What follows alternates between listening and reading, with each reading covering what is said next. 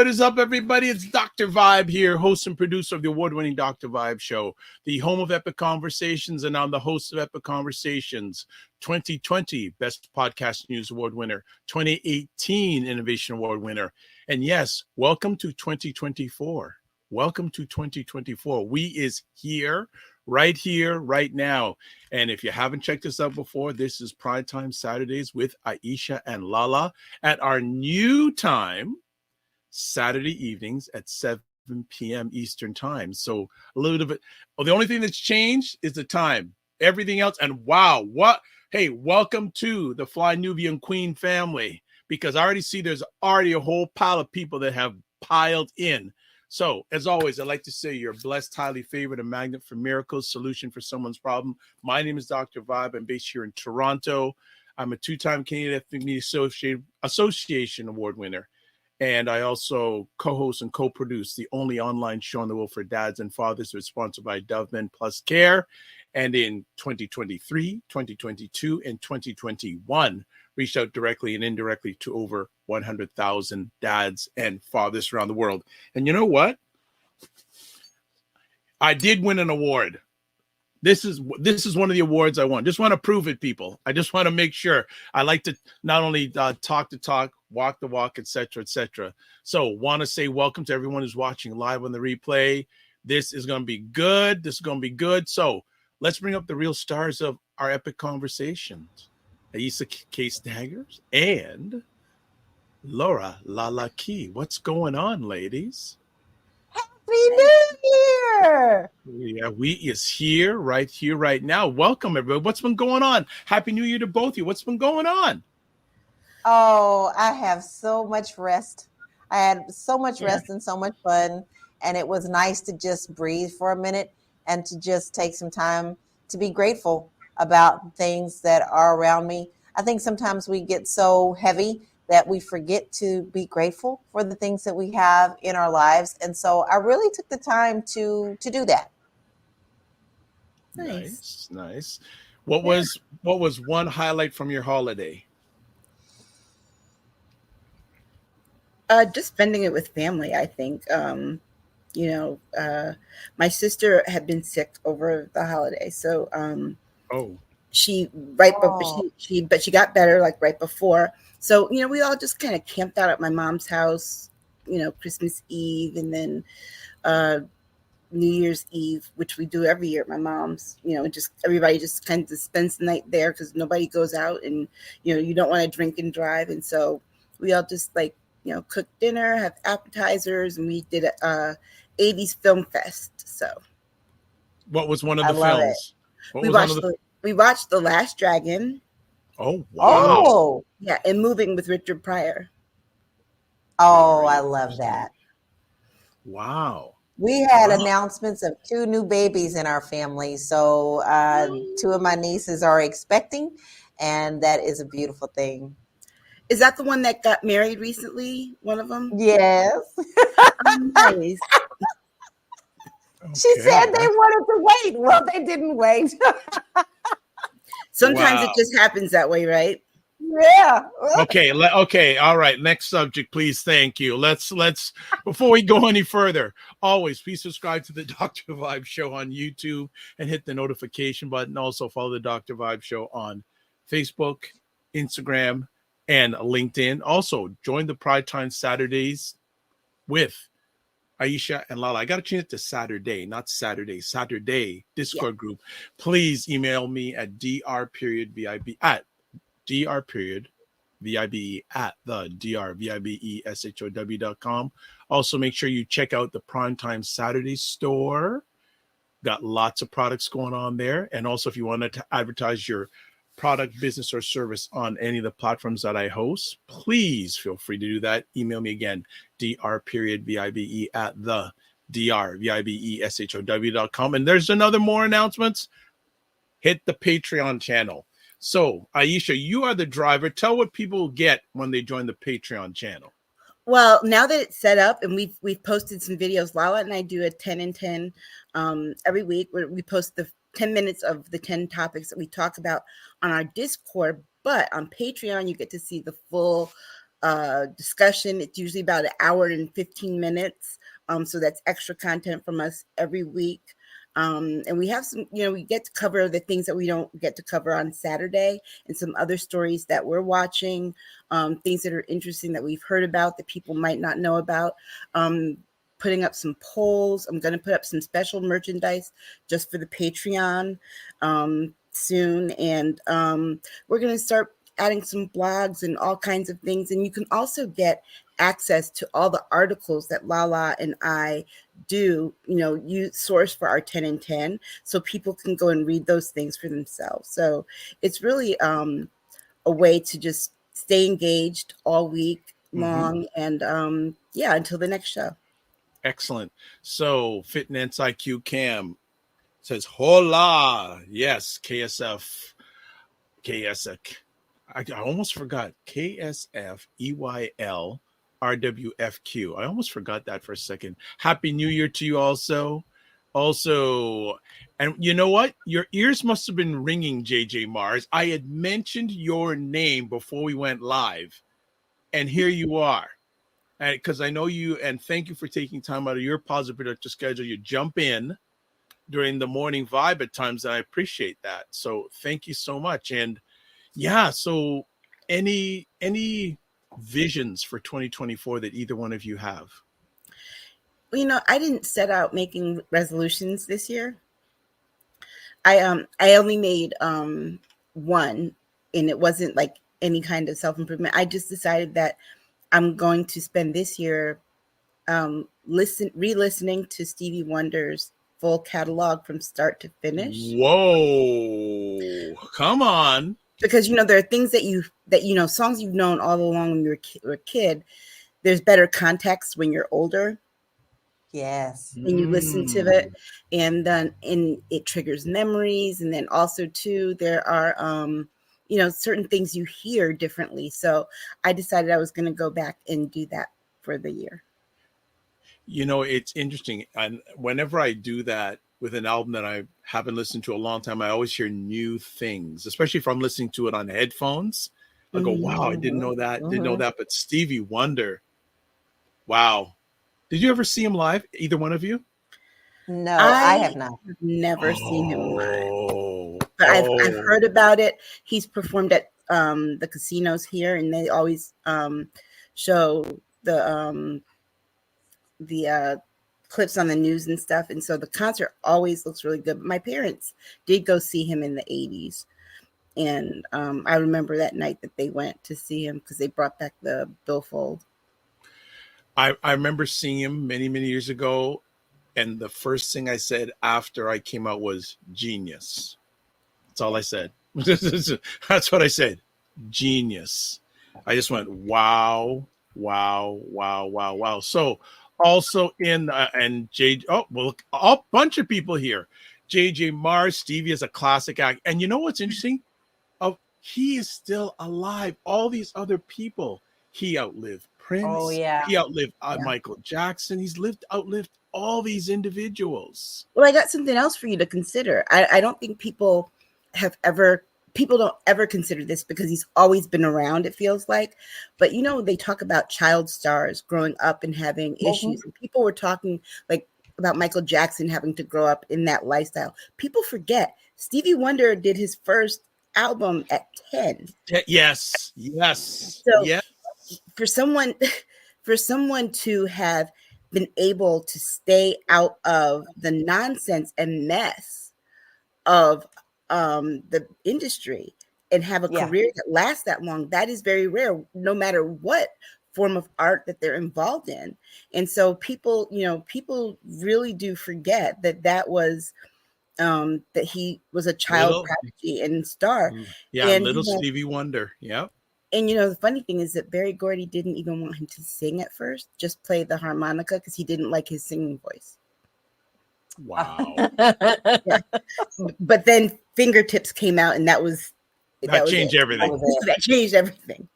All right. So we got some other friends in the house. So I just saw my co-host on the Morning Vibe on Monday and Friday mornings, 9 a.m.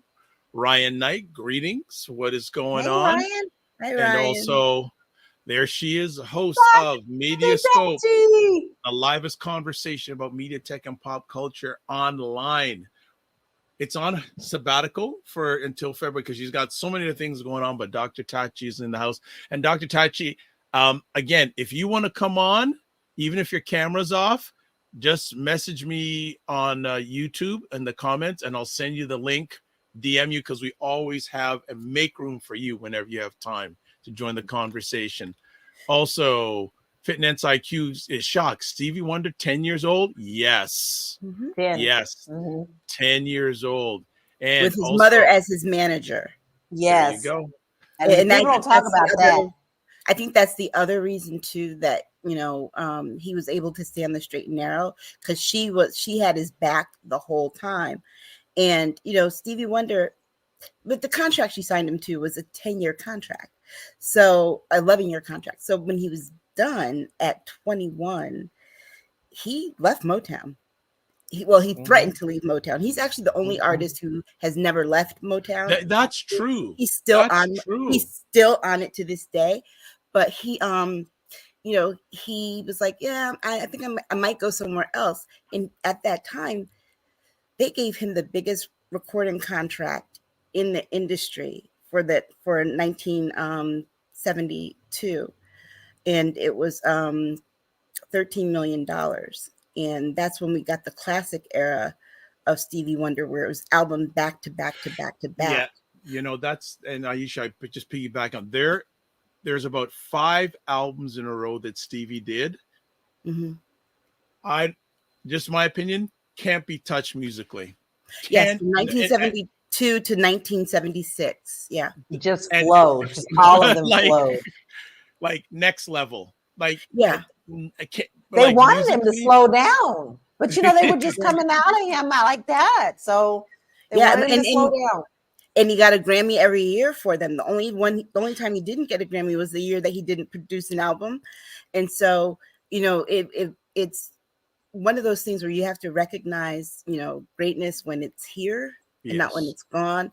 And also too, it means a lot when you have to go back and look at who your favorites are. You can't listen to Prince, for example, and dislike Stevie Wonder. That's insane to me. Right. That is That is insane to me. And if you do, you need your ears cleaned out. But yeah, you get to learn all the different tricks and things like that. Like, for example, that little Camille voice that Prince does.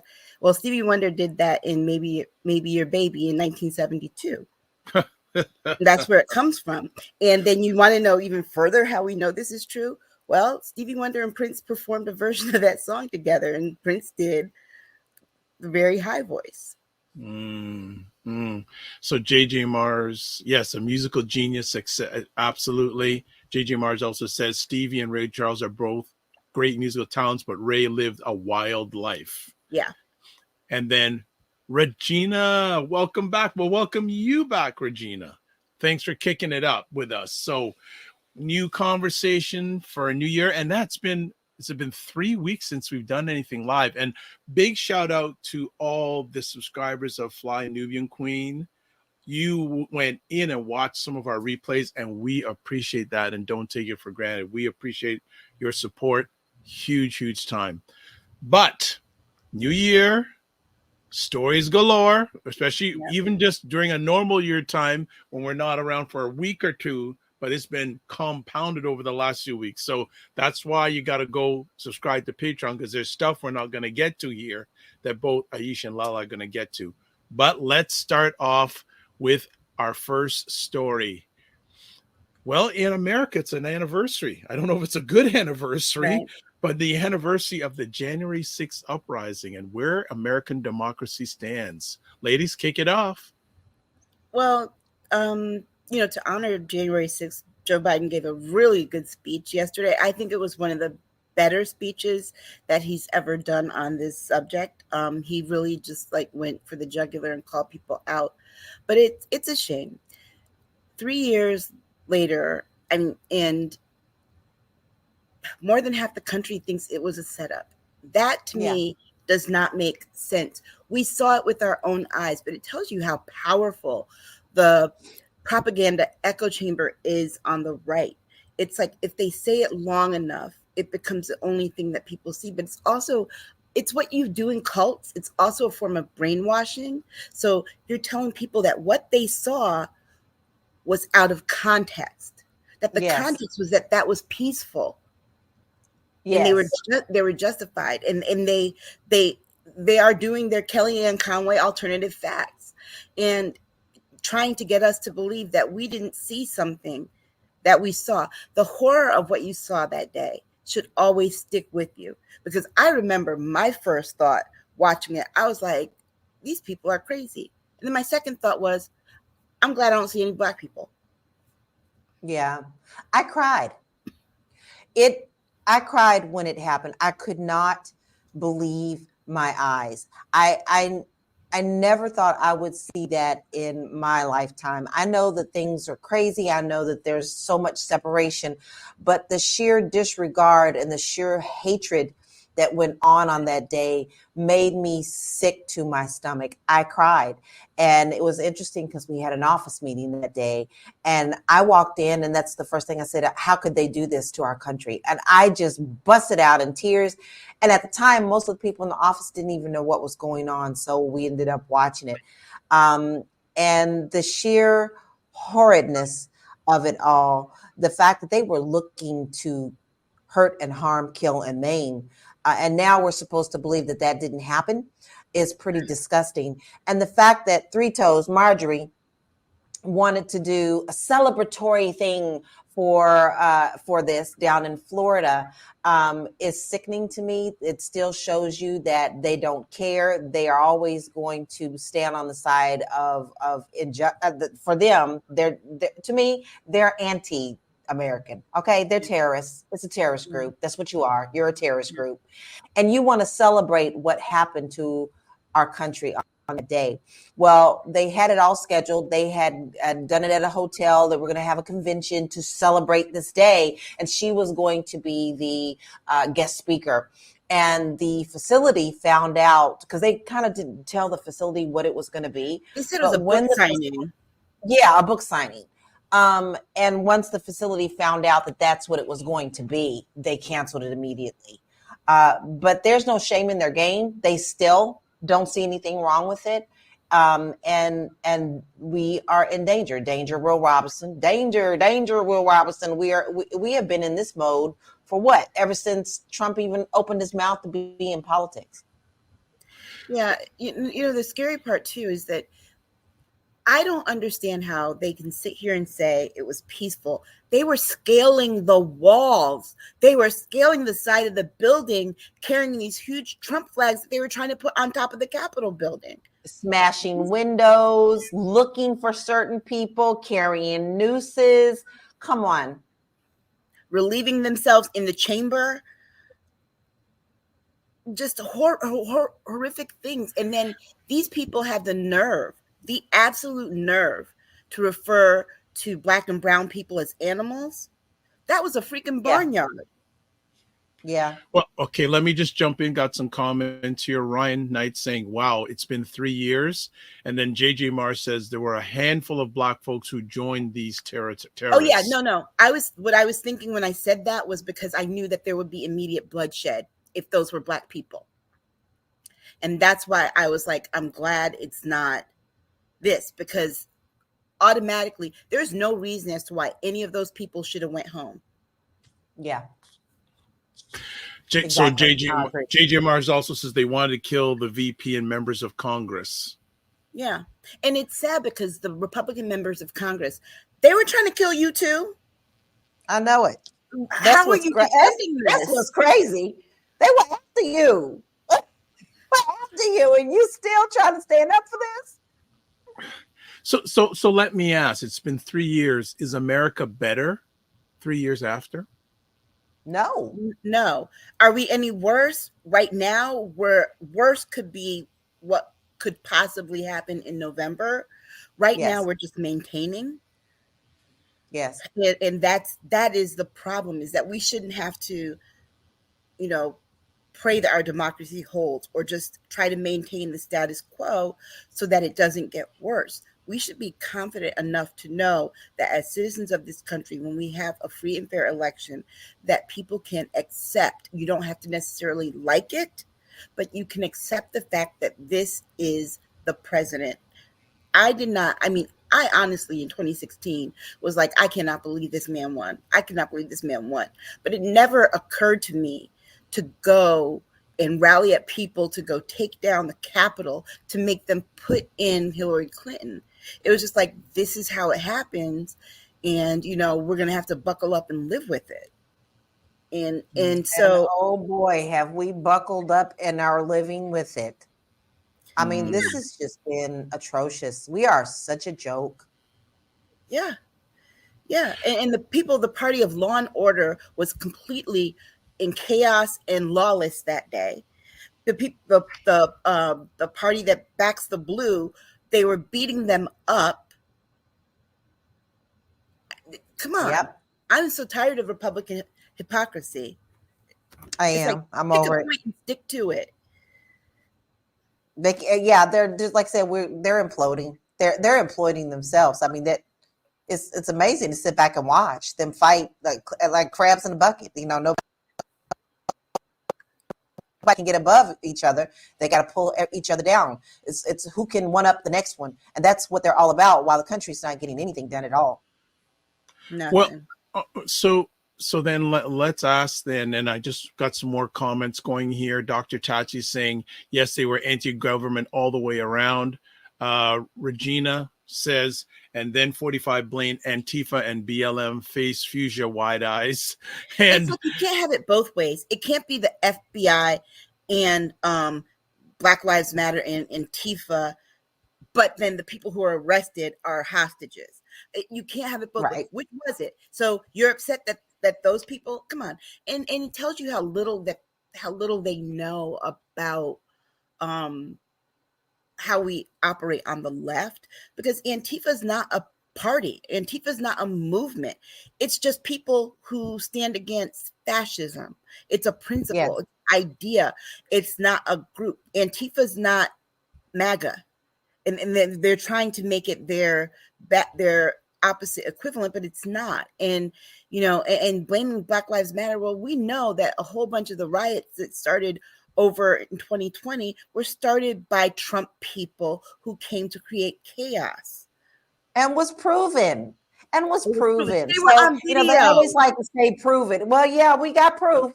We caught you. And LA in particular, when we were going through all that stuff, we watched them come and put certain things in certain areas of the city so that they could just come and grab it and blame Black Lives Matter. It was so clear. We saw it on video. We saw it on the news. I saw it with my own eyes. So, no, you're not going to blame us for that. Mm-hmm. Yeah. And so it just, I'm glad that Joe Biden's making the democracy argument. Clearly, the economy and all those things weren't working. I think the best case of action is for him to hammer democracy as the talking points on his end. Let Kamala Harris deal with the issue of choice, and then let his surrogates in Congress and in state races talk about the economy. I agree. Okay, so got some more comments. Dr. Tachi says the Republicans are controlled by the most extreme faction. The Republicans. I just love your analogies because that is perfect. The Republicans. I've heard that before, and I love it. Wow. I love it. Okay, so on a scale of 0 to 10, 0 being extreme fascism and 10 being great democracy, where is America on that scale with each of one of you on January 6th, 2024, 3 years after the January 6th insurrection, sorry. I think we're at a 5. And the reason I say that is because we can go in either direction. It's going to depend what happens in November. So ask that question again, December 31st of this year, because I think that if Democrats don't show up and we don't get our people out, I don't think people are scared enough of what Trump can do. Honestly, yes. I don't think they are. The fact that, I'm appalled at the number of young people who go on TikTok talking about they're not voting because they don't like Joe Biden. You know what? The reason that Republicans are able to retain power is because their people fall in line. Am I saying that you shouldn't stand up for what you believe? No, absolutely not. But don't be a dumbass and say that you're going to not vote and you're just going to sit out. And then you'll be the first ones complaining, oh, my student loans, oh, the opportunities, oh my God, there's no, yeah, voting does that. Voting does that. And even if you take issue with what's at the top of the ballot this year in being a general and the president, all those other down ballot races, the opportunities that are available, whether or not your zip code gets X amount of funds, those people in your state houses are running too. So, I just think it's really horrible that they're making these videos about how they're not going to vote. And it's kind of like people have selective memory. Did they forget how bad it was under Trump the first time? You think that was bad? He's telling us right now he's going to fire all of the civil servants and replace with people who are loyal to him. When you do that, first of all, that's a whole lot of government jobs that go away for a lot of people. But then when you do that, you can't get it back. So have your objections to how Biden does anything. Yeah. Well, Aisha has a little more faith than I do because I give it a 4. Honestly, we are really going downhill because you see people's wants to be right or want to be a part of this imaginary thing that they have with Trump is stronger than their love of our country. When you have people who want their own agenda to be before our own country, you have a problem. And I don't have any faith in them. I was one of the first people who said, did that just happen? When Trump won the first time, I couldn't absolutely believe it. And you can't tell me he thought he was going to win. Honestly, I think Trump was just as surprised when he found out that he won. And ever since then, he saw the power that he could grab. And the people who love that, who people thrust that kind of person in front of them, they don't care. They have no self-respect for themselves because they let this man talk about them any old way. They let him take his money. You got women running around talking about tramp stamp and Trump stamp and baby me and grab my pee and all this stuff. When you don't have respect for your own self, you don't have respect for our country. We're already on that down decline. So I'm being conservative by saying 4. Well, though, I have to say this. These people don't realize that it comes down to one thing for Trump. All of this started because he wanted to get back at Barack Obama for clowning him at the press corps dinner in 2015. This is what this is about, okay? Vengeance. And how do we know this? Because Barack Obama is living rent-free in his head, and every time he needs to talk about Joe Biden, he says Obama. So we know this is what this is. If he is doing all of this for that one piece of revenge, imagine what he's going to do if he gets elected again and he has even more people that he wants to seek revenge on. I would not be surprised if he started taking Democratic members of Congress and sending them to Guantanamo Bay. Well, he did say, I wouldn't put it past him. But he did say that just in a recent interview that if he gets elected, he's going to pardon or release anyone that's been convicted in the January 6th insurrection. So that's certainly on the block. So I'm sure, But see, the thing of it is, and this tells you how dumb he is and how much he does not know. We've discussed this before in other shows in the past that, maybe he was a secret genius. No, the man is classically dumb because he believes that if he can get his people to do what it is that he wants, he's scot-free on everything else. He really believes that. And there is no deliberate part of that, because the fact that what you just said about him pardoning the January 6th people, he doesn't realize that they can't vote for him. They're felons. Nope. They cannot vote. So you're pandering to them for what? Woo! Well, he is, though, interesting. Both you said a few minutes ago. Both he just says anything he wants to. That's all. He just says anything and he believes it in his own head.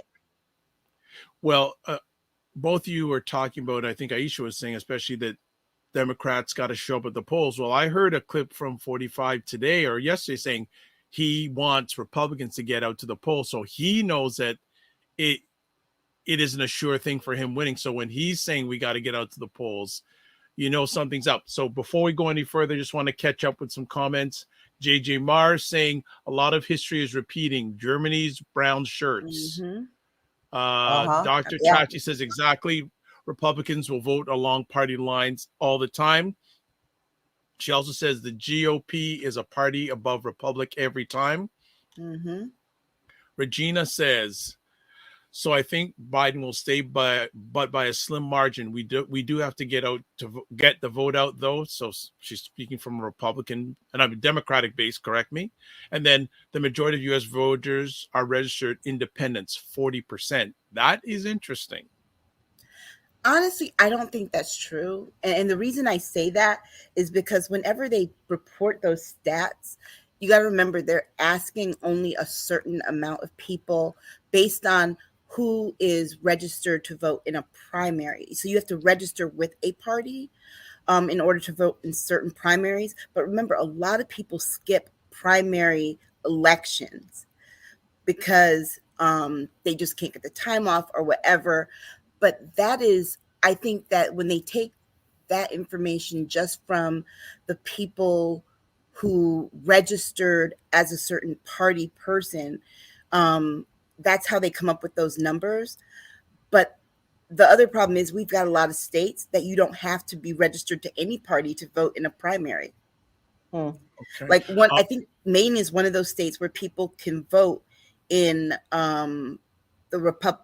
Democrats can vote in the Republican primary. You don't have to be a Republican to do that.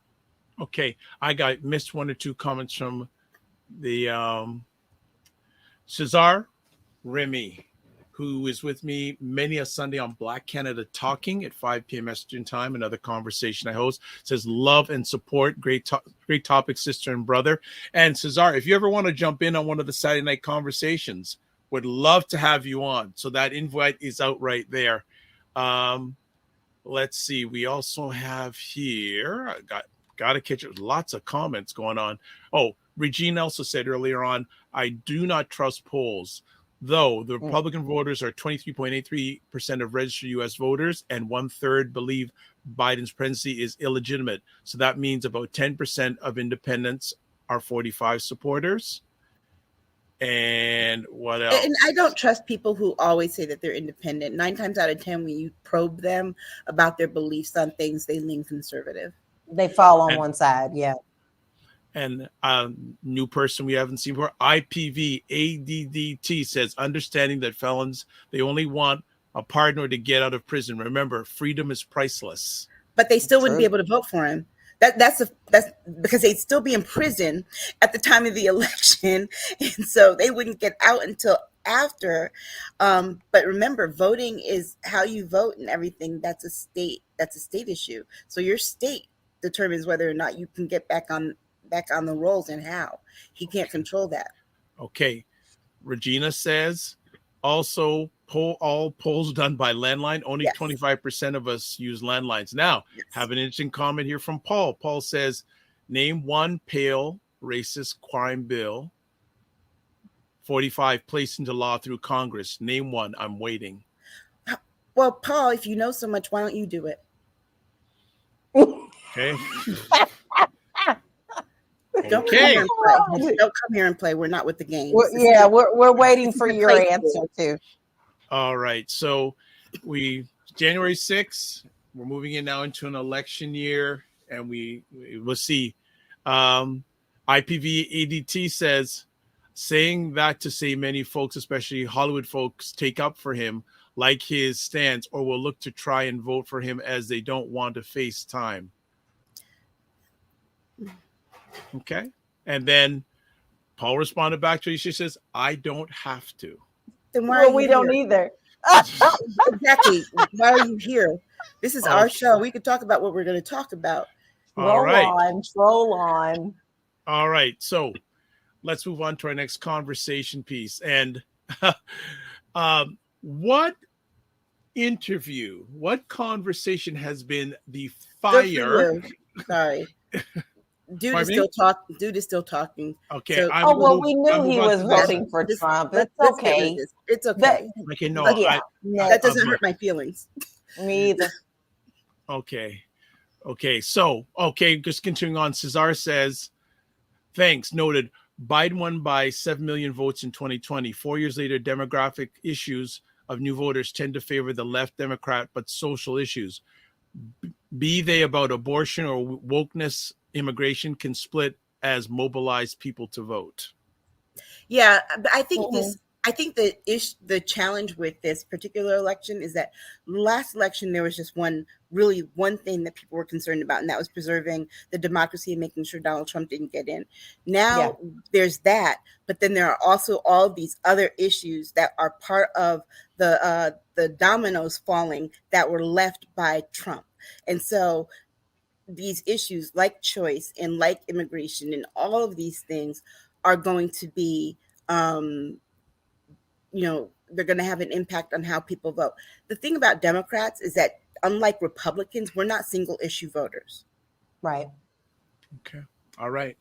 Well, as I was saying, what conversation has blown up online over the last week? So if you're not online, you may not have heard about, but if you have heard online, Shannon Sharp's interview of Cat Williams. Now, family, last I checked just recently, it has over 15 million views on YouTube. So, what do either one of you ladies have to say about this, any aspect of this interview? One thing I will say, it's interesting. We can get 15 million views of something like this, but when we talk about Black economics, it's a struggle to get 2 or 3 million. I'm not saying, I'm just saying. Well, okay. Full disclosure, I wasn't feeling this topic, but mostly because I watched it and I'm kind of like, I don't understand why it got that many views and why it was that explosive. He's not saying things that he hasn't said before in other venues. First of all, that's that. He's calling people out, but then there was some hypocrisy there with how he talked about Ricky Smiley, but then said he put in his contract that he has to degrade Ricky Smiley, right? So that there was that. But then I was kind of like, Hollywood is what it is with Black people. Yeah. Anyway, I take issue with us trying to tear each other down because what the executives see. I have a friend trying to get this Tammy Terrell movie done for almost 15 years now, and I can tell you this: it is very hard to get Hollywood to put finances and money behind Black films and to pay Black actors. So when they see this kind of chaos, it doesn't make them open the doors anymore. It just makes them say, you know what? I think that this is too much drama. And so we're not going to put our money to it. And so the films that need to get made don't get made. So, I mean, I get that, he was sitting there waiting to talk. But to me, it really is a non-factor, considering there's so many other things going on right now that 24 million people paid attention to this. Yeah. But people like mess. Not the fact that people like mess. Right. And not the fact that the Supreme Court just took away another piece of women's reproductive rights. It's ridiculous. Well, I don't like any of let me be clear. I'm not a fan of any of the actors he named or Cat Williams himself. So to me, it was like, okay. I don't know. I guess I'm just on the wrong side of everybody on this one because for some reason I found it a little liberating. I know we have all of these other things going on, but sometimes I just feel like truth needs to be spoken. Now I know Cat can be over the top; that's his thing, but you have to remember he came on because it was kind of a rebuttal of what was going on, what happened on another show. Right. So he came on to speak his truth in Cat's way. I think I am so hard on comedy, y'all. It's so funny. I am a fun-loving person, but my husband cracks up at me because he's like, baby, you don't even crack a joke, do you? I mean, like, I go to these comedy shows and I'm like, it's not funny. So when I do find somebody who's funny, which to me, he's funny, it's interesting how I can relate to him. But I think Cat's telling the truth and he's exposing things. Now, let's face it, there's a lot of things being exposed, period, all across the whole board of everything in politics, in what we're going to talk about later, in entertainment and how we're not getting paid the way that we should be paid. That's all wrapped in. I think this is a time of us seeing the inside and no more of the magical imagination.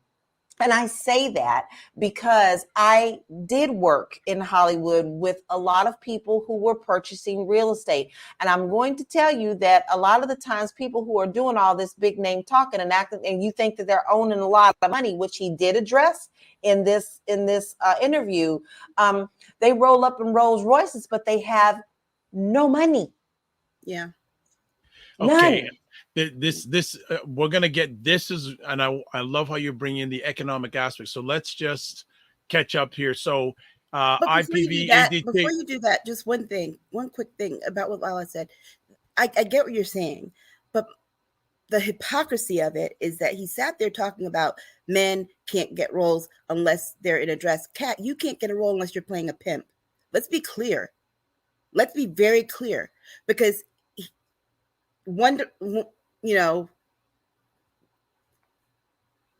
that's all. Okay. So just to catch up, IPV ADT says now it has 24 million views.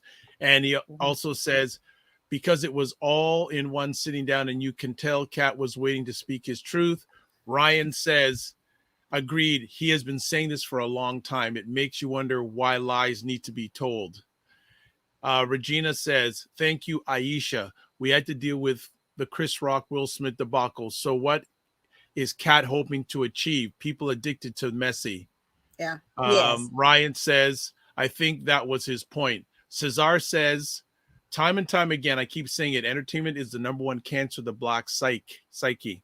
It will and keeps mobilizing as distracting our people for far more than issues about our dignity, solidarity, and empowerment. Nothing versus Cat, but it reeks of barrel. Crabs in a barrel. Crabs black will never be in the barrel. Society of systemic oppression and white supremacy, leading to such rivalries among ego complexes. Good commentary. That was really good. That's a nice comment. Mm-hmm. Yes. Ryan says the interview is entertaining, though. We must also remember he is a comedian, but we're good at entertainment. And he's also a loose cannon, because remember he beat up a 7th grader. Okay, and oh my God, I forgot about that. Yeah, Cesar says should, not would. IPV ADC says, do we hold our tongues and reserve our comments because it's not our community who holds the cards when it's time to make a movie in Hollywood? Let's be honest. Black people are only 3 to 5% of the industry. Then we also cannot complain when they don't make our films. Right. And then Regina says the 7th grader beat him up. Well, yeah. Beat up him. Exactly. But he tried to instigate it, right? So it's like, here's the thing. You're whoever said it before, people are addicted to messy. Yes, they are addicted to messy. And I think that's why this is so popular. But we have to remember that he was trying to be messy. Messy gets attention. But he was being messy on purpose. And so in telling his truth, he also came there to be messy. And, it put it this way, it did what it's supposed to do for him. Yeah. He's probably got a couple scripts on his doorstep right now. So Regina goes, ouch, to some of the comments. And then also we have Paul says, ask yourselves, why would Hollywood seek men to play women's Paul, roles? can you please stop commenting? My God. All right.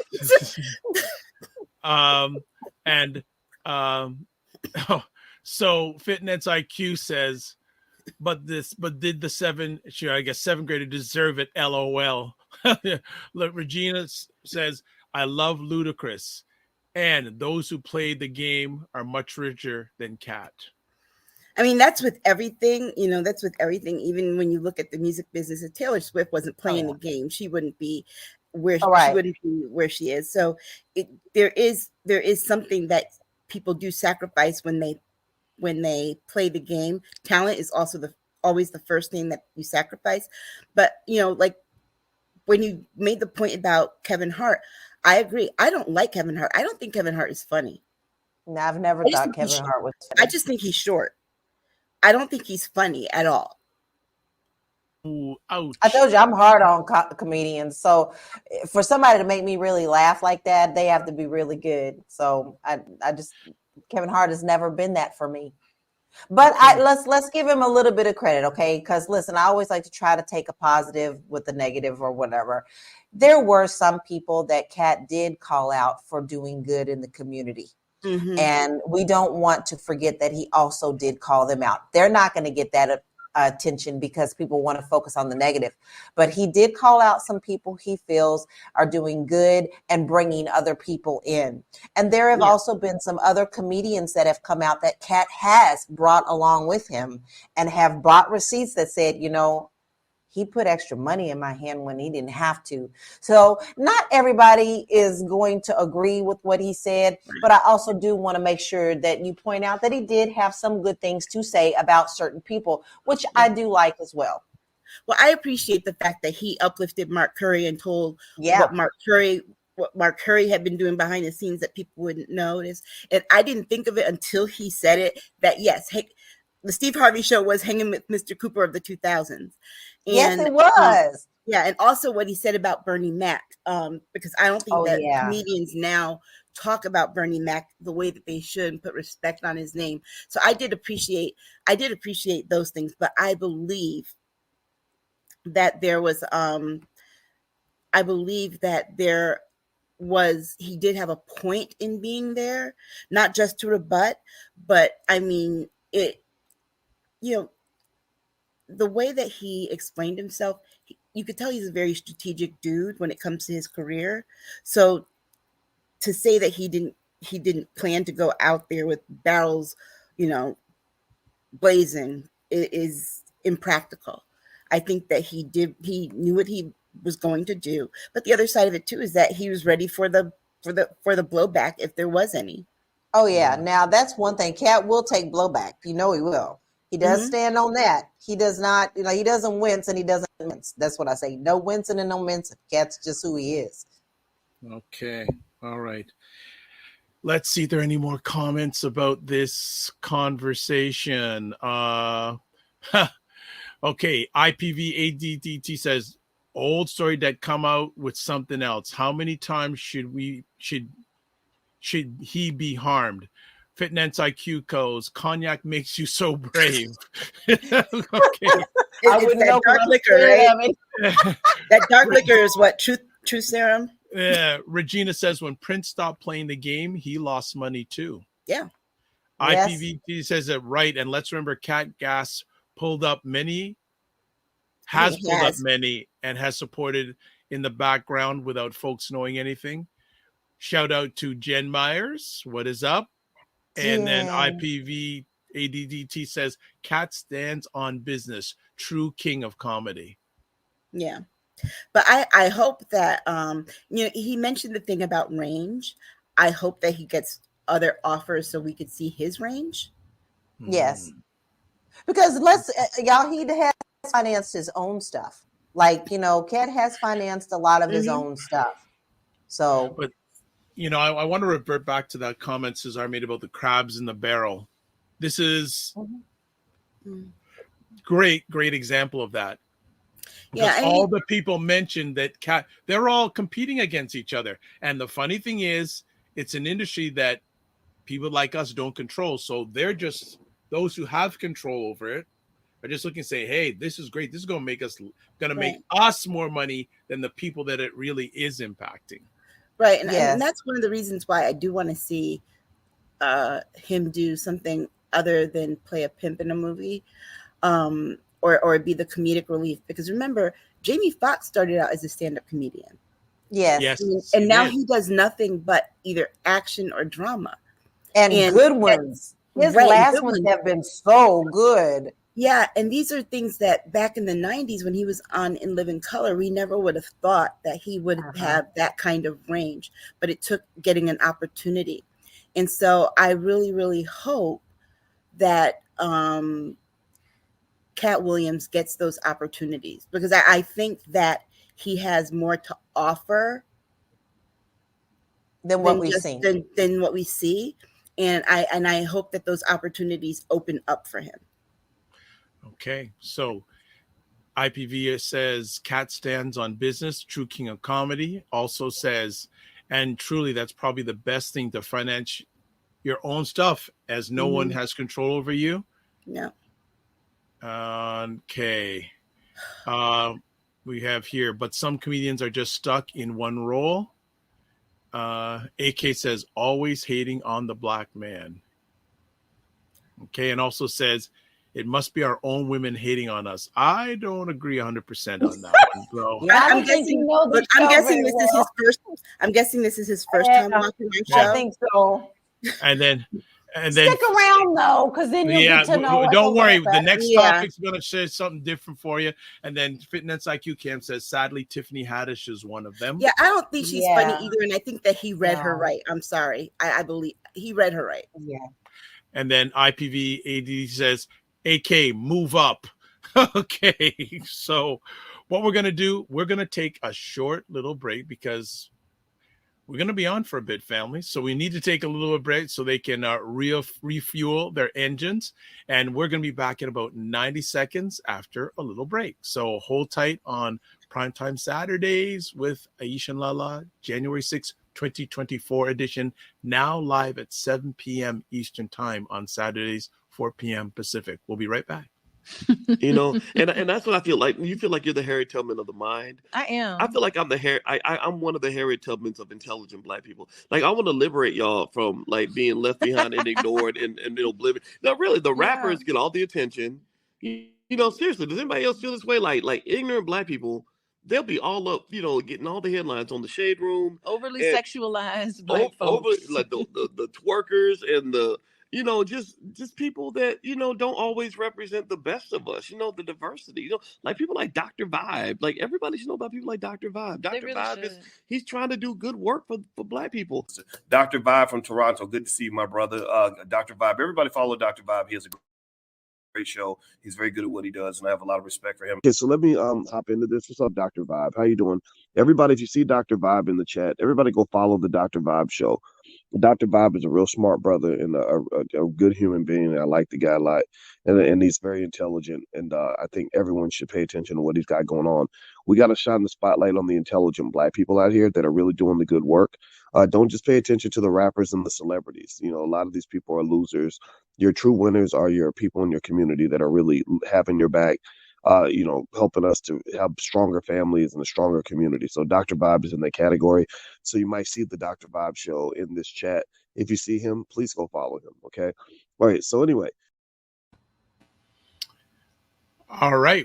Thanks, Dr. Boyce. Dr. Alicia, we're back on Primetime Saturday on January 6, 2024. Thank you, everyone who's checking us live on the replay. It's appreciated, not taken for granted.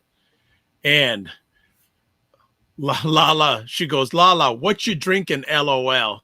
Coffee. And you know what? I'm not going to be able to sleep tonight, but I just wanted coffee. Okay.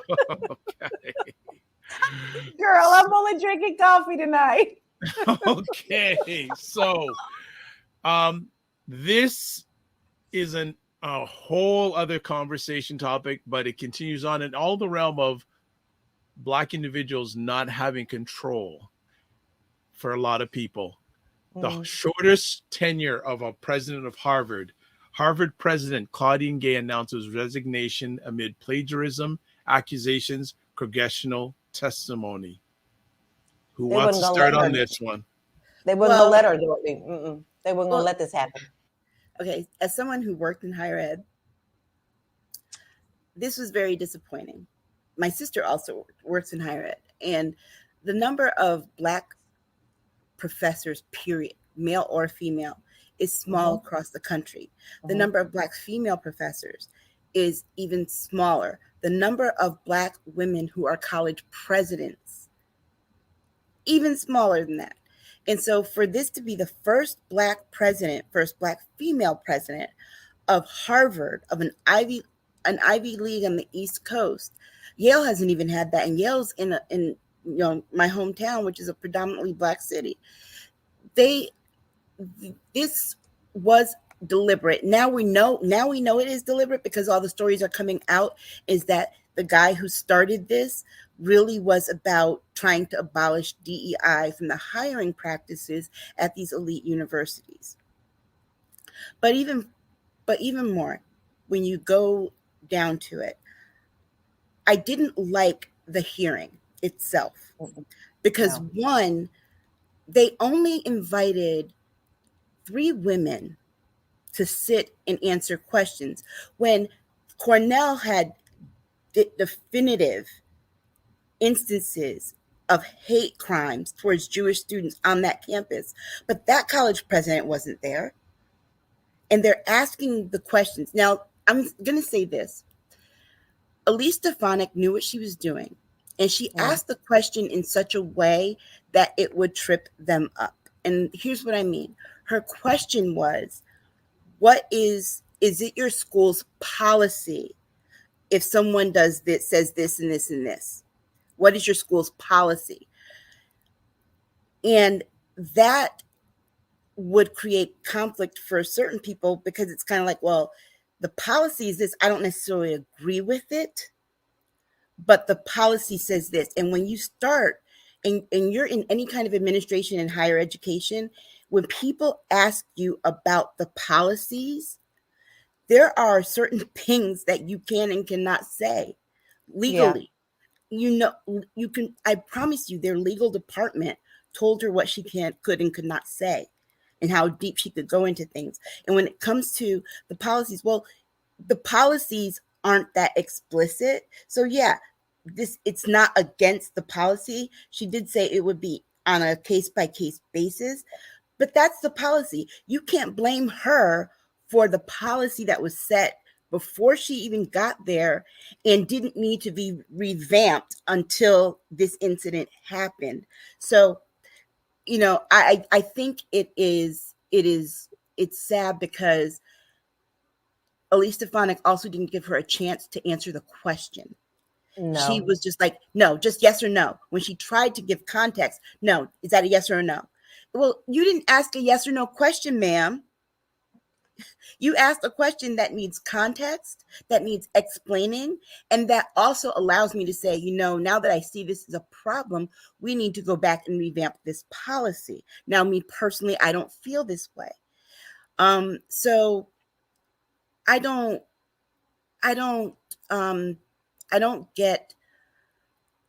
get why she resigned because sometimes it's just not worth it. But Stinky Stefanik and the rest of them got what they wanted. They wanted this Black woman out of the presidency of Harvard because guess what? There's some mediocre white man somewhere who thinks that job is his. I can't come after that comment. That was absolutely perfect.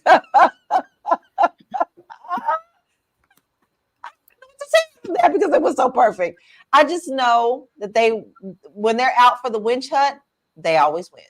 And for her to probably keep her sanity, she probably has better things that are going to be afforded to her by stepping down. I think, honestly, for her own mental clarity, this probably was the best thing for her to do for her own self. Well, they also tried to call into question her research and say that she plagiarized. the person that said that said it was a big lie. And let me be very clear. When you go to apply for a job at any institution for higher learning, they check everything. Yeah. If you're going to be in any kind of administration, because I've gone through that. They go through everything. And it's easy. Let me tell you something. It's easy to see if her work was plagiarized. All you got to do is copy and paste one sentence and put it in Google. How do I know this? Because when I was a professor, I did that with my students' papers all the time, to the point that I had a student who plagiarized one of my own papers and handed it to me. So no, she wasn't the brightest light, but it turns out that one of the people who led that charge about the plagiarism, his wife plagiarized her research, and that came out. So it's kind of like, oh, you assume that because you all do it and get away with it, that we do it too? No. Understand, this Black woman had to work twice as hard, sacrifice 10 times as much just to get to that point. And I don't like the fact, what I don't like is that they are really stoking discord between Jewish people and Black people on this issue. And I beg the question, because I've seen some people, not all, some people are very upset about the racism that's coming out, but I'm struggling with the people who are out here on some of these social media platforms trying to solve anti-Semitism by using racism. Yeah. And we've seen that everywhere right now, across the board. I think for Ms. Gay, if I was in her shoes, I'd just leave Harvard, period. Well, she's done. She left for good. It was the UPenn professor who resigned as she resigned as president, but is still professor of tenure. I don't think that Claudine is staying. No. Well, you think so? She's gone to your knowledge. She's just gone. Good. She's left. I think she's gone. Yes, gone. Wow. So Regina is saying here, Stefanik was playing very disingenuous questions. It was like a cross-examination, ignoring subtleties of policy. Yeah. Well, look. Okay, she took that play right out of what's going on up in Washington, because that's exactly what they're doing in Washington. The exact same thing, same format. Oh yeah, and it's what they're doing. It's what they're doing with their whole impeachment inquiry into Joe Biden too. They wanted to ask. Think about it. These are the same people who wanted to ask Hunter Biden similar questions, where they would have asked questions that required context and said yes or no. And he was no fool. He said, we have to do it in front of people. We need witnesses. So they have a plan. Their plan, they want to, I don't understand how they think getting rid of DEI is going to change the demographics of this country. It is not. Already, the majority of children 18 and under in this country are minorities. They are people of color. This ship has long left the station.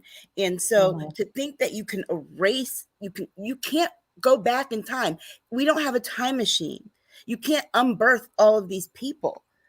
And realizing this, they realize that their party is shrinking. It's getting smaller and smaller and smaller. And so they have to resort to these tactics. They lean on everything. And I'm going to tell you something. The Republican Party motto for almost 2 decades right now is the following: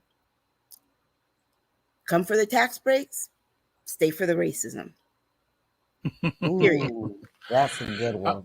So before we go on to our next conversation topic, two conversation piece I want to ask both of you. What does this say for the environment in universities in the United States? Well, I mean, it's falling in line exactly with what they want us to do. I mean, if you want to think about it, they want to erase all of our history. That's where they start. okay, then that goes up to the next ladder of erasing us completely. They don't want us to have anything. If they had their choice, we would be going back to the 1800s. So in their eyes, they're putting us back in our places. This is going to continue this way, and we just need to be strategic about how we're going to play this. I think that we're going to see record HBCU enrollment in the next 2-3 years. I hope. But my hope is because remember, we get the support for our HBCUs. I'm worried about that, Aisha. I see that. I see your point on that, and I agree with you on that. But our HBCUs are not getting the funding and the support that they need. And I'm hoping that this is a call.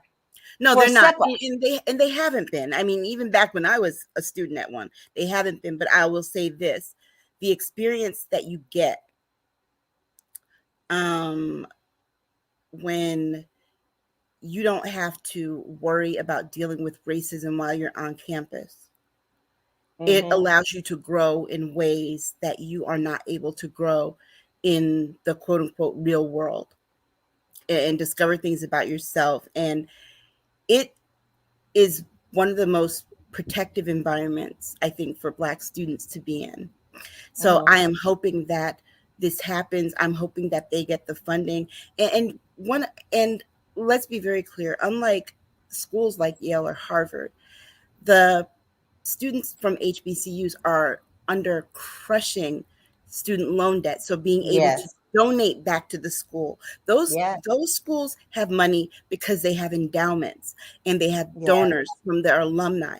HBCU alumni aren't making these salaries where they can pay back both their student loans and give back to their school. It's either one or the other.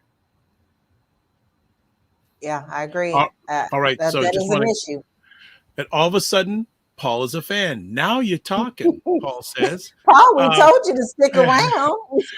Regina says, this is the proverbial Custer's last stand. They know they're not going to get mowed down, not soon enough.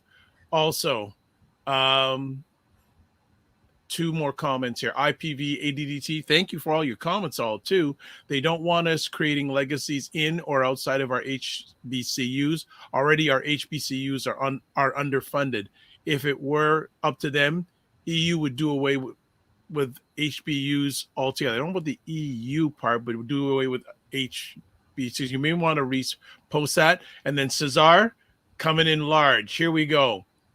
Yes, Claudine Gay fumbled on addressing anti-Jewish sentiments and actions at Harvard, but 1 out of 7 Ivy League schools presidents are Jewish. 2, the attacks versus her are mainly due to the white lash versus EDI/wokeness, rallying white conservatives, white supremacists, and pro-Israeli. I do say, I'm not going to say that because YouTube's very finicky. And then 3, plagiarism is bad, but if she is so to step down due to such others, including Alan Dershowitz, as I inform, half of Congress and the Senate should resign for supporting the insurrection. Yeah, but she didn't step down due to plagiarism. She stepped down because they found out that factually was incorrect. That she stepped down because honestly, the hassle, I'm telling you something. When you work in a PWI, predominantly white institution of higher learning, and you're a Black person, you think about quitting every day. Every day. The only time I didn't think that way every day was when I worked at a HBCU. When I worked at these other schools, I'm like, I can tell you, I have a number of friends who are Black professors, and we've had these conversations over and over and over again. There's the publisher parish. They're harsher on the Black faculty than they are the white ones who don't have to necessarily publish or can when they want to. Then they want to dump a whole bunch of extracurricular stuff and meetings on your lap because no one else is willing to take those things. And so the weight of the responsibility that you're given a load to carry that your counterparts are not. And then you have to deal with microaggressions of people treating you differently because they think that you don't belong there. Interesting you're mentioning this. This goes back to a conversation I hosted a few months ago with Dr. Alicia Watkins and Dr. Tachi, who are professors in Yes. PWIs, and a great conversation. So just a little promo. And actually, I had them on talking about after, oh my gosh, the Supreme Court and knocked down affirmative action. Great conversation, and them giving their insights about being Black women professors at PWIs. Yeah. Very, very interesting.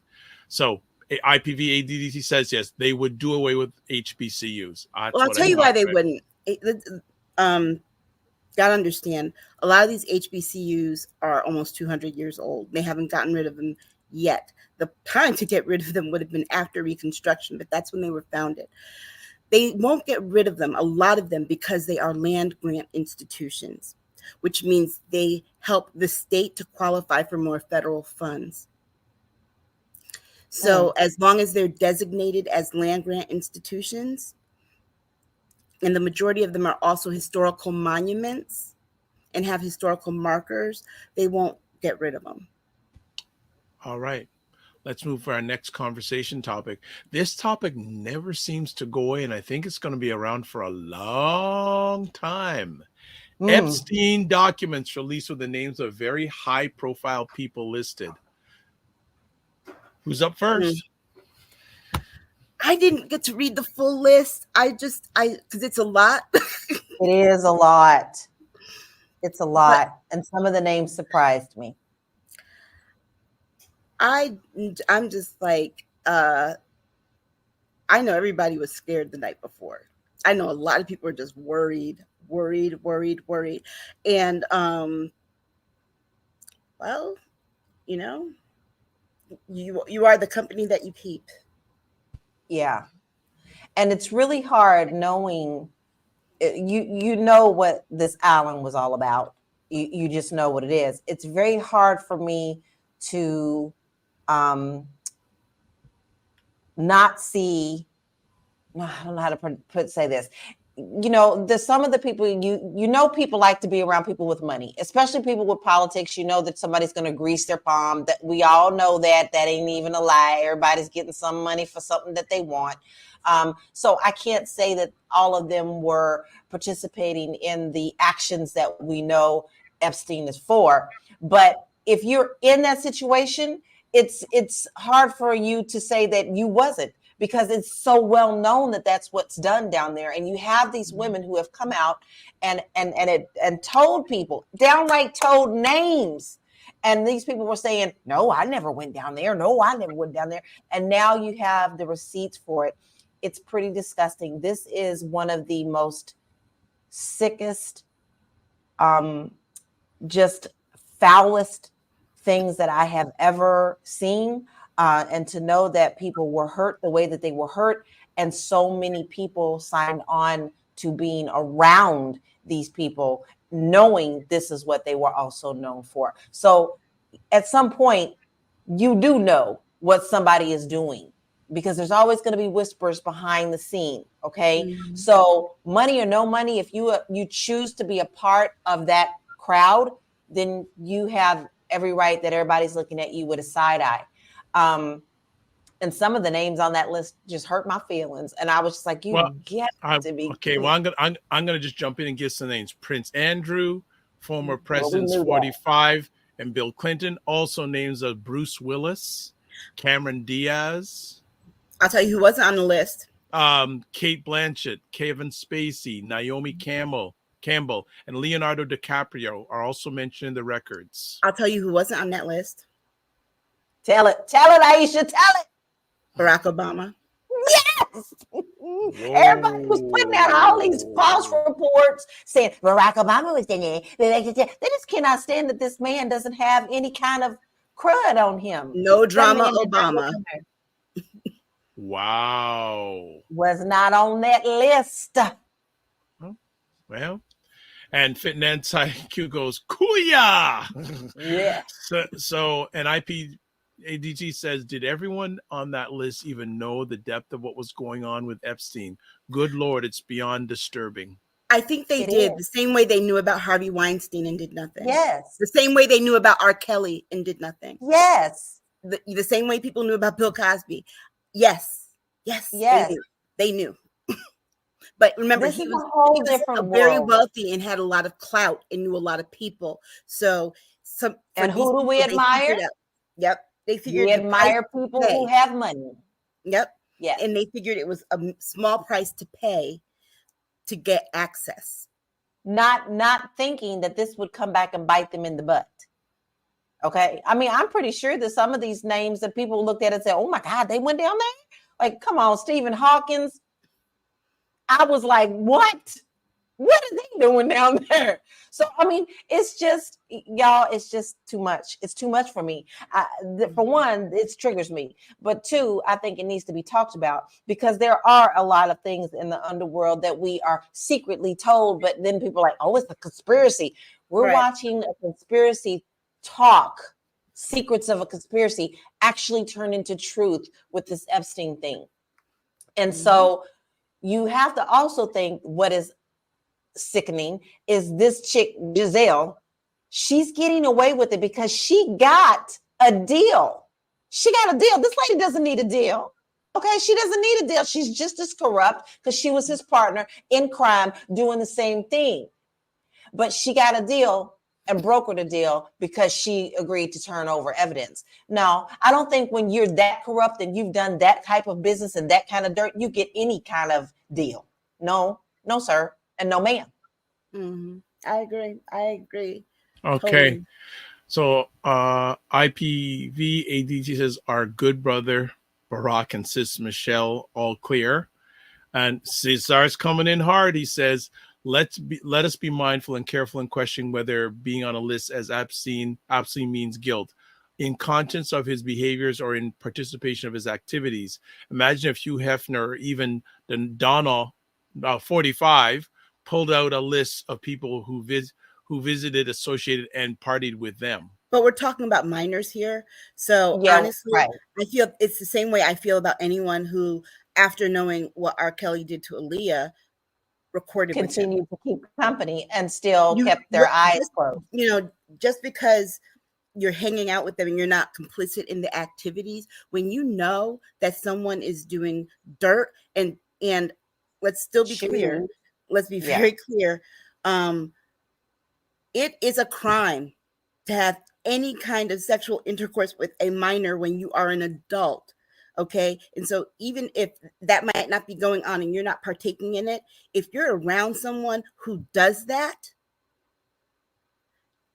keeping your mouth shut is just as guilty. You got issues. Yeah. Yeah. So I think Hugh Hefner, I mean, the women that worked for him were of age.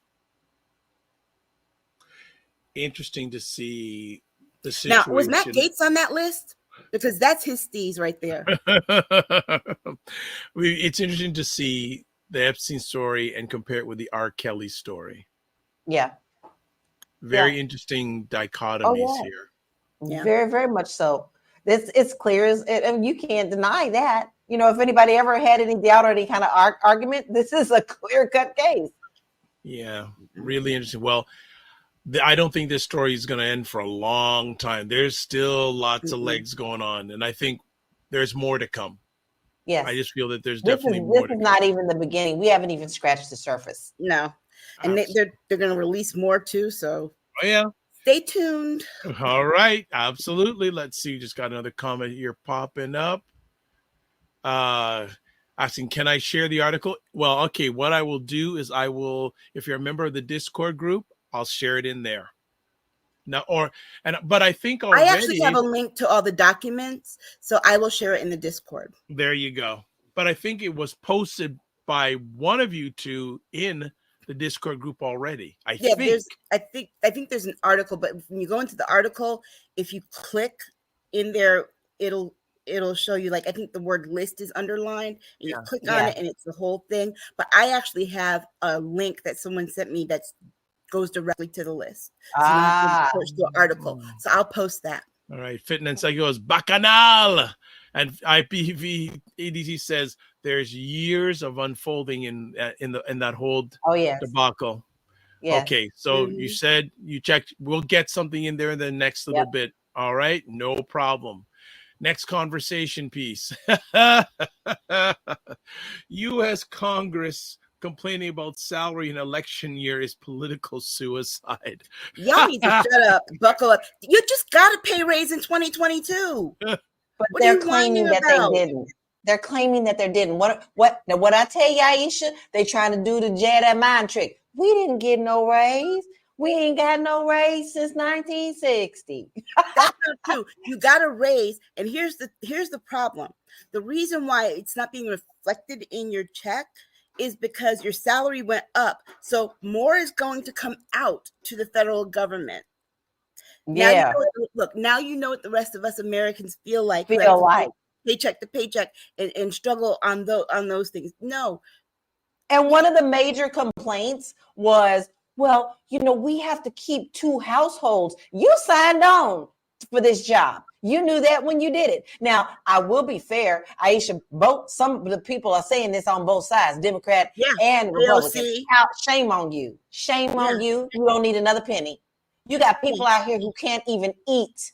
They don't have homes. They don't have shelter. There's no affordable housing. The inflation is off the charts when trying to eat just regular good food. And you complaining about $174,000 a year. I wish. It's $176,000. Plus, they've got all kinds of fringe benefits and money that they get for postage, for travel, for this, for that. So when you add it up, they're clearing a cool $500,000 in a year for all the money that goes to them. And if you cannot figure out how to live on $176,000, give it to somebody else who can, because I promise you, yes, living in DC is hard, but Silver Spring, Maryland is right there. Sure is. Alexandria is right there. Virginia. You don't have to live in DC. There are surrounding areas where you can get an apartment that's a lot less expensive. So let's be very clear. You're choosing to live down there. You're choosing to do that.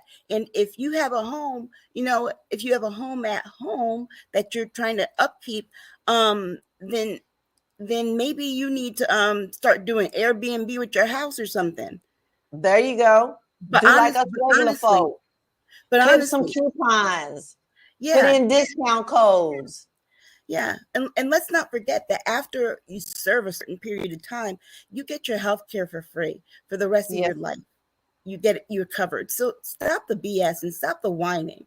And I'm sorry, you don't deserve a raise when you spent the last 2.5 years doing absolutely nothing. Absolutely nothing. I'm mad about it. Off topic, LaLa, is that a Fenty jumpsuit? Yes. I have the same one. That's right.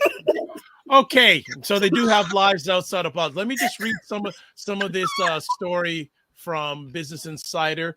Retiring House Republican says $174,000 isn't enough money for members of Congress. Quote, most of us don't have wealth. So members of Congress make $174,000 a year and haven't gotten a raise in about 15 years. Retiring Representative Patrick McHenry is the latest one to argue that needs to change. He says, quote, most of us live on salary, unquote. He said, most of us don't have wealth. Rank and file members of both House and Senate are paid $174,000 a year. That's probably seems like a decent amount of money, and it is. The median household income in 2022 was $74,580, according to the U.S. Census. And that's not the average. The median means that's just the midpoint from the lowest to the highest. You're talking about two people bringing in money. Now, the average scales down to about 50. So I'm going to continue to read this Business Insider article, and you may have some pushback on what's being said here, but consider that members of Congress generally have to maintain 2 residences, one in Washington and one in their home state, and they've not gotten a raise since 2009. Inflation, meanwhile, has eaten away at the value of that salary over time. If lawmakers' salaries had kept pace with inflation, they would be paid over $250,000 a year. Okay, let me just. Go ahead. Aisha. That particular congressperson is married. So what's your wife's salary being spent on? If she's at the other house and you have to maintain this one, why can't you both just pay, because if you have your two salaries together and if she's making close to you, so say she's making about $100,000, so you all can't live on $274,000 a year? Exactly. Okay, I want to add here. Now, the same article says, as of now, many members of Congress are in fact independently wealthy, and many generate significant income from stock trading. Others make money through book sales. McHenry isn't the first one to argue that members of Congress should be paid more. Democratic Representative Alexandra Ocasio-Cortez of New York has long pushed for a pay raise for members of Congress, arguing that it's a safeguard against corruption and makes lawmakers less likely to seek income through stock trading. And Republican, one of the ladies' favorites, Marjorie Taylor Greene, Georgia, has complained that, quote, she's lost money since I've got here, unquote. Girl, you weren't making a whole lot of money before you got there. That's the reason why you took the job. You needed a salary because doing CrossFit videos wasn't working. So let me just finish reading this. But the idea of raising salaries for members of Congress remains unpopular with the American public. McHenry acknowledged that, telling the Dispatch that, quote, public view is that Congress is not getting much done, unquote. Indeed, by various metrics, this Congress has been one of the most unproductive in decades. Yes. And we'll put this probably in our Discord too, but I will tell you that I really loved an article about this from Dan Rather. Dan Rather put out a wonderful article. I love him. About how we have not gotten anything done. He broke it down. So you're asking for a raise for okay, check it. Let's put it in regular people terms. Don't y'all get job reviews, right? You get a job review, you get a raise. If you're productive and you do what they want you to do, you get a raise. Y'all have not done nada. Either side, I'm sorry. I'm not seeing nothing happening in Washington that I'm happy about. That means both sides got to work together. So no raise for you. So your progress report is an F, and you really should be fired, a lot of you. Well, here's the thing, though. Your progress report, you get one every 2 years when you have to run for an election. Okay, you get if people like what you've done, you keep your job, because the other alternative is that you could lose your raise and you won't have that salary at all. Yeah. Well, just to add on here, Regina goes, maybe lawmakers should have been working on reducing inflation nationwide instead of supporting insurrections and Hunter Biden hunts. Right. JJ Mars goes, they get fringe benefits for life. And or better yet, you know what? Blame these daggone corporations that are, are pocketing money. Okay, fine. You know what, dude? You're a Republican. Go get money from the NRA. And that's where they have that's where all your colleagues are getting it from.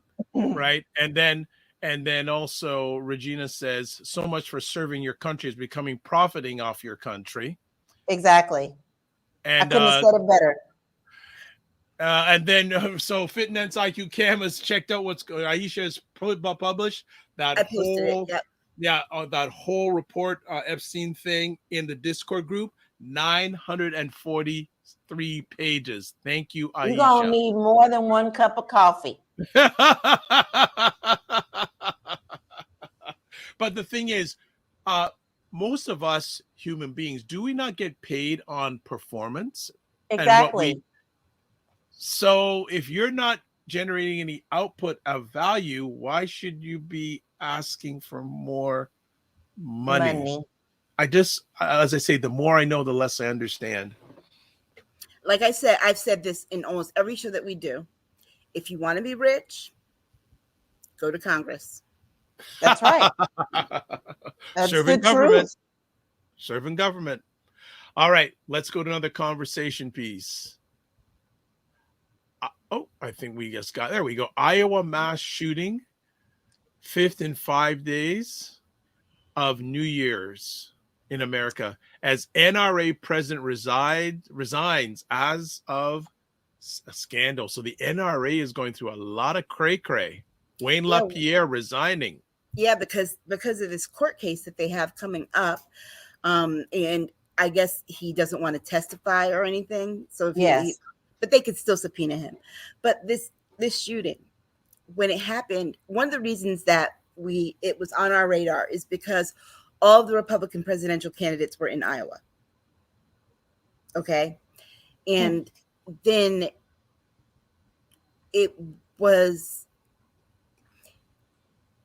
something that caught my attention because they were reporting it. But when somebody said, hey, this is the 5th mass shooting, and we're only 5 days in to the new year. Yes. That's like a mass shooting every day of the new year so far. Every day. Which don't tell me we don't have a problem if this is how we're starting out 2024. And the most insensitive thing anyone has said on this campaign trail was Donald Trump. Yeah, it's sad. Yeah. We just need to get over it. You're telling that mother of that 6th grader to get over it.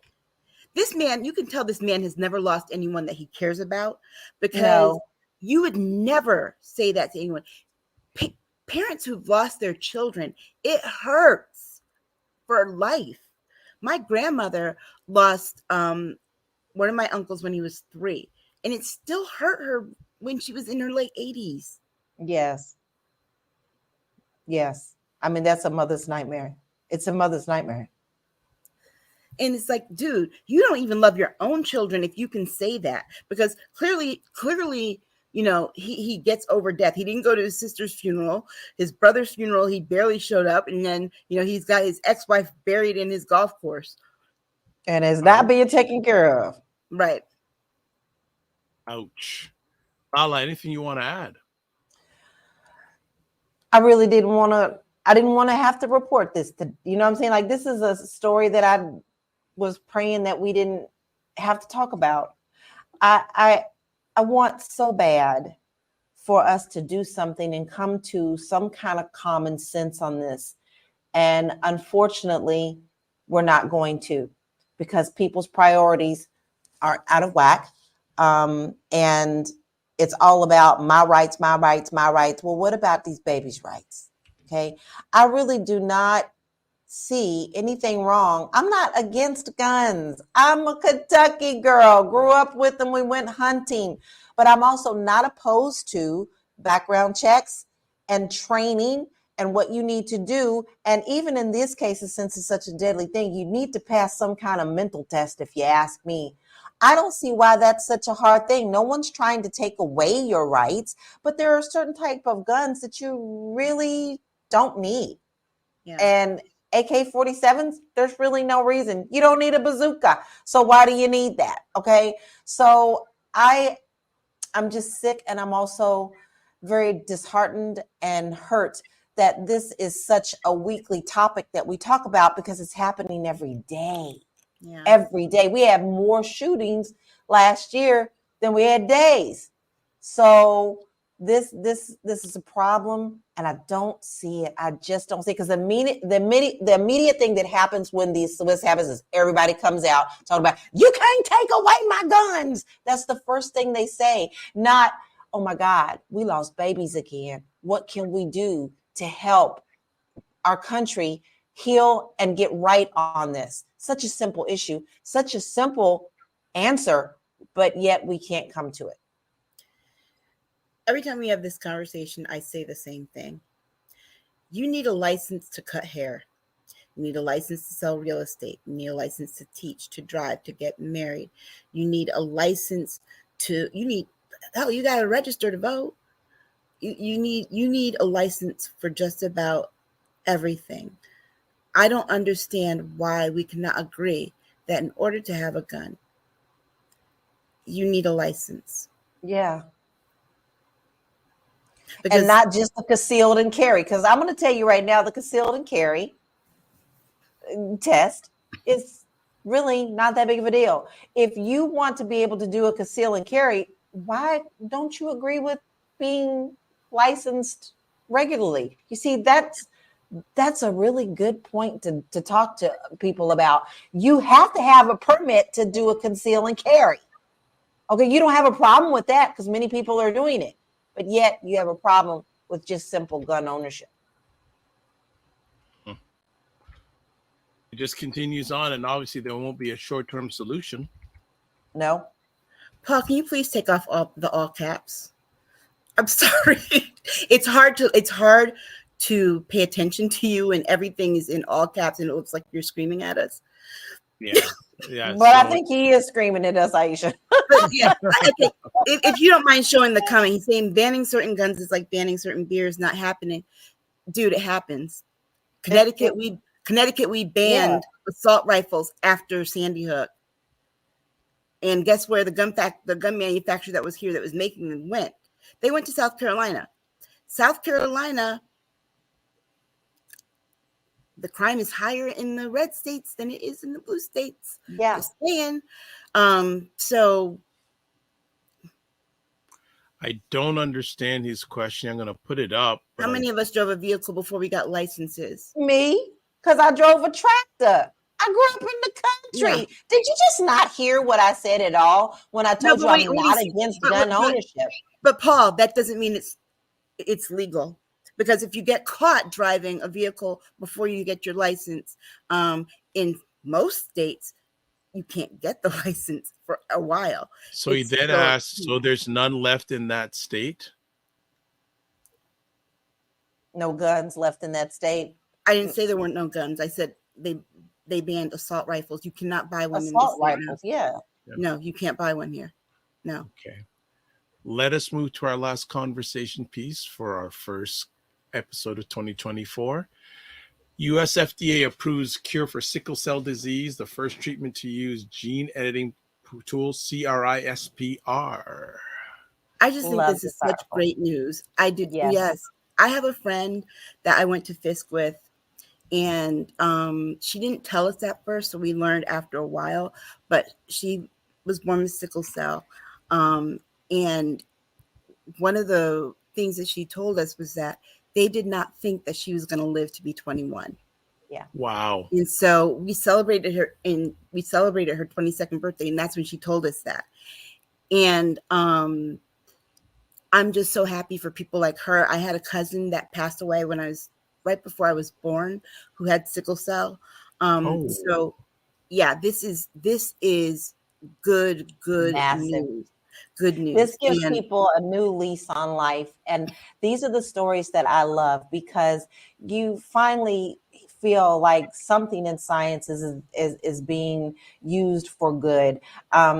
Me personally, I also believe that they can do the same thing with cancer. I really do. And I'm praying that this will go in that direction as well. The things that are going on with CRISPR are amazing. And the fact that it is proving to be able to help people with quality of life and to live longer is better. Someone actually said they're looking forward. I read the article in full, and they said they can't wait. And one of the test subjects says, I can now run where I never thought that I could do it.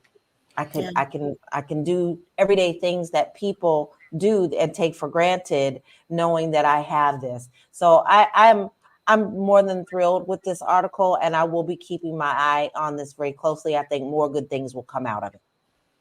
Yeah, and it's one of those things where there's such, bad news all the time. It's nice to see something good once in a while, but also too, this couldn't have come at a better time, because my friend was telling me about a year ago that they were pulling back on prescribing narcotic pain meds, which is the only thing that works for people with sickle cell, because they're in such excruciating pain in their joints, and doctors are pulling back on it because of addictions, not of people that with sickle cell, but because other people are being addicted to it. So as a general rule, they're just not prescribing it. So this couldn't come at a better time.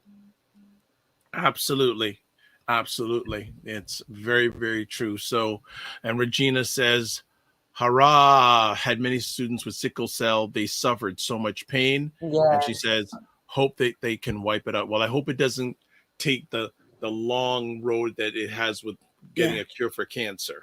Yeah. And honestly, I have severe anemia, and I get joint pain. I can only imagine what it's like for them in that state. You know what I mean? It's like, hell, if I'm laid up on a couch for a week, I know someone with sickle cell is like ready to just die. Yeah. It's excruciating and unrelenting. So it's nice to know that there are people who are going to get relief. I'm hoping that they roll this out rather quickly. Rather quickly. And honestly, this is one of those things that, remember, this is the FDA under the Biden administration. It is one of those things that we can mark as a win for Black people. Because I know that there are some Black people who are always like, well, what specifically has this government, done for Black people? For us. This is specifically for us, because we are 99% of the cases. Absolutely. All right, that's our last conversation piece for the evening. I just want to come back to a comment that JJ Mars made earlier on, and we were talking about the Congress wanting more money, and they're not being really effective. And JJ Mars says you can throw the CBC, Congressional Black Caucus, into that group also. So there we go. Ladies, it's been too long, but y'all back. I know, and it feels good. It feels good. Earlier time, so hope it works. That's working out for everybody. The earlier time, so this is all good. So before we let everyone go and we shut it down, let's do what we really do all the time. LaLa, how can people get a hold of you? You can find me on all social media platforms under Living the LaLa Life. Oh, wow. That makes it real easy. Next up, Aisha K. Staggers. I am taking a sabbatical from social media. So you can find me on our Discord channel. You can find the Patreon, all of that stuff. And yes, Regina, I will stay safe from the snow. We're expecting a foot here. So okay. All right. That is absolutely fantastic. And myself, Dr. Vibe, how can you get a hold of me? Website, the drvibeshow.com, YouTube, Facebook, and LinkedIn, the Dr. Vibe Show. That's THEDR.VIBESHOW. Instagram at the DRVIBESHOW, and also X at DRVIBESHOW. Let's get some few last comments in as we have here. Just scrolling down here. Yes. Regina says, Aisha, stay safe from the snow. Snowing hard here in New York already. Oh, wow. Okay. We're supposed to get some of that in Toronto. I don't think we're going to get that much. And Jen says, great conversation as always. Love the earlier time. Okay. Well, I'm glad you love it. Want to shout out everyone who watches live or on replay, whatever the platform. And Cinnamon Canella says, I think you're saying, I don't know what that means. Nighty night, maybe? I don't know. Whatever that means. So before we close it down, just a few last things. Let's do our roll call. Subscribe to the Dr. Vibe Show on YouTube and also hit the notification button. Also tell other people about our conversation. Like the Dr. Vibe Show again on Facebook, LinkedIn, and Instagram. Join the Primetime Saturday. I got to correct that. Saturday. Should be Saturday with Aisha and LaLa Discord group. Please email me at dr.vibe@thedrvibeshow.com. And one of the features we just updated, if you're into it, over 900-page report on Epstein. If you want to advertise your business, product, or service on any of the platforms that I host Epic Conversations on, please email me, dr.vibe@thedrvibeshow.com. Other things, Primetime Saturday Show Store. There is the link. I've also shared it on everyone who's watching on whatever platform this evening. It's all there. Also, the Patreon channel, get exclusive content. So I think that's it. I think one last thing I've got to put here. I think I already put where you can watch the repeats. If I didn't, my fault. But I'm just checking here real quick. There we go. You can watch replays of Primetime again Saturday. It should be Saturday. It'll be corrected next week Forgive me. I'm human, still in 2024. At the Dr. Vibe Show at the drvibeshow.com, and also Facebook, LinkedIn, YouTube, the Dr. Vibe Show. Got some final comments here, so let's get it in quick. Yes, Cinema Canela goes, yes, night, I met, no problem. Fitness IQ Camp says, liking the new time, actually, good. Tiffany D, glad I partnered the show live tonight, good night. Catch the replay if you can. Regina says, yeah, 7 p.m. is better. And also, I'll definitely will have shorter shows to catch them too, because Fitness IQ Cam does shows at 5:30 before us. So she's going to do shorter shows so she can come be part of this. All right. That is it. We done. So as always, live your life as a dream. If you can dream it, you can make it. Sometimes you have to get smaller to get stronger. Block assumptions. Aim bigger, aim better, aim higher, aim wider. Love, faith, and respect. And don't just manage your time, manage your energy. God bless, peace, well, keep the faith while good. And again, thanks to the Fly Nubian Queen family. Thank you for your support. It's appreciated, not taken for granted. God bless, peace, well, keep the faith, and walk good.